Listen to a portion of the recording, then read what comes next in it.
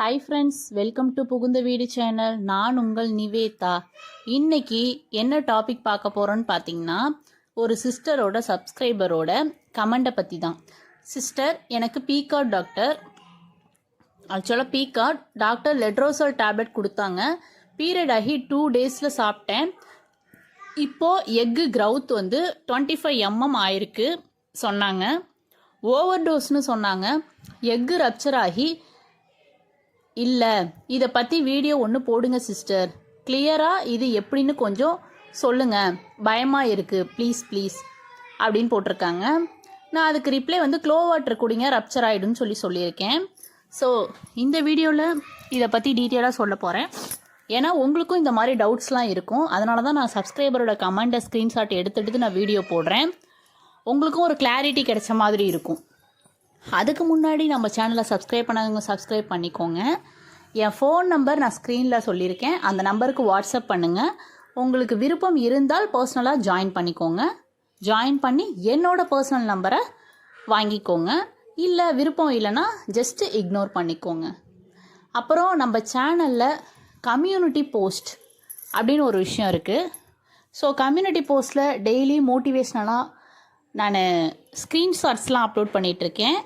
Screenshots அப்படின்னா நம்ம சப்ஸ்கிரைபரோட பேசின வாட்ஸ்அப் சேட்ஸ், அதோட ஸ்க்ரீன்ஷாட். அதை பார்க்கும்பொழுது உங்களுக்கும் ஒரு பாசிட்டிவ் வைப்பு கிடைக்கும். ஏன்னா அவங்க பாசிட்டிவ் ஆயிடுச்சின்றத ஹாப்பியாக ஷேர் பண்ணியிருப்பாங்க.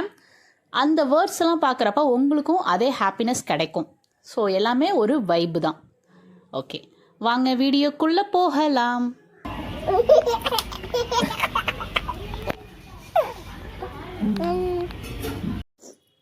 ஸோ அவங்களுக்கு நீர்க்கட்டி இருக்குன்னு சொல்லிட்டு டாக்டர்கிட்ட போயிருக்காங்க. லெட்ரோசல் டேப்லெட் கொடுத்துருக்காங்க.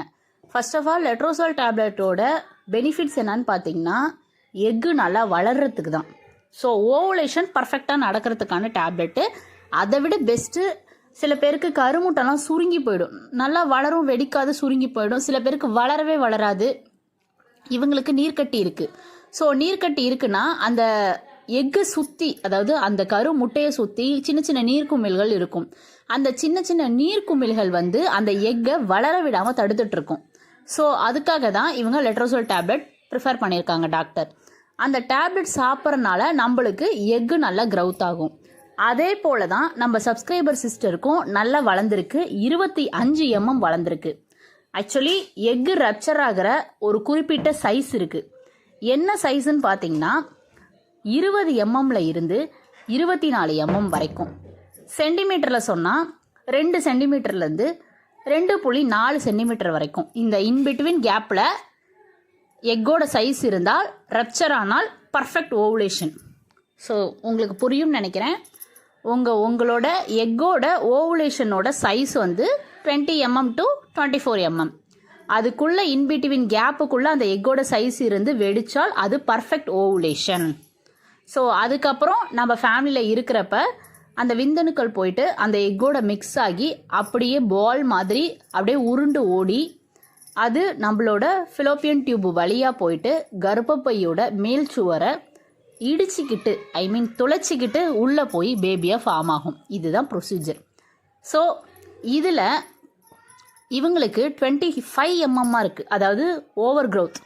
அதை விட நம்ம நார்மல் சைஸை விட கொஞ்சம் அதிகமாக இருக்குது.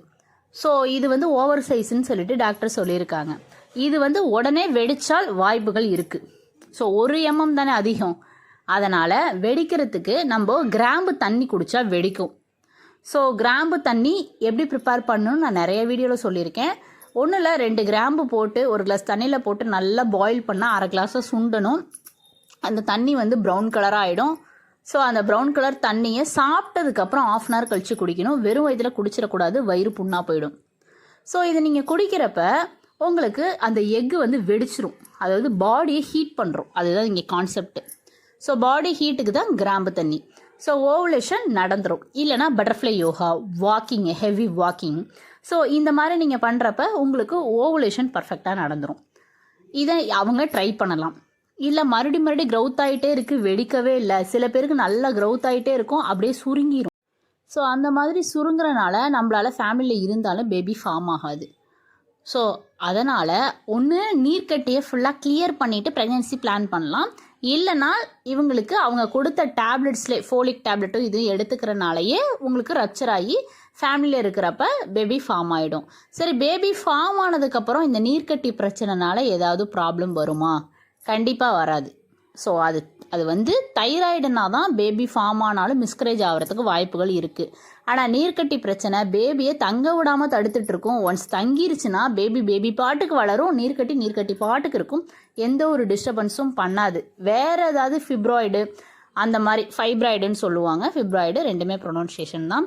ஸோ அந்த ஃபிப்ராய்டு கட்டி இருந்தாலுமே சில பேருக்கு வந்து தொல்லை கொடுக்கறதுக்கு வாய்ப்பு இருக்குது. ஆனால் நீர்க்கட்டினால் இன்ன வரைக்கும் இவ்வளோ பேர் நம்ம பேசினதில்ல, இன்ன வரைக்கும் நீர்க்கட்டி பிரச்சனைனால பேபி க்ரௌத்துக்கு எந்த ஒரு பிரச்சனையும் வந்தது கிடையாது. ஸோ நீங்கள் பயப்பட வேண்டாம். இந்த சிஸ்டருக்கு நான் கிளியராக எக்ஸ்பிளைன் பண்ணிட்டேன்னு நினைக்கிறேன். அதே போல் இது மாதிரி டவுட்ஸ் இருக்க மற்ற சிஸ்டர்ஸ்க்கும் ரொம்ப யூஸ்ஃபுல்லாக இருக்கும்னு நினைக்கிறேன். இந்த வீடியோ பார்த்துட்டு இருக்கவங்க எல்லாருக்குமே இந்த மாதமே பேபி கன்ஃபார்ம் ஆயிடணும்னு சொல்லிட்டு நான் சாமிகிட்ட வேண்டிக்கிறேன். Bye friends.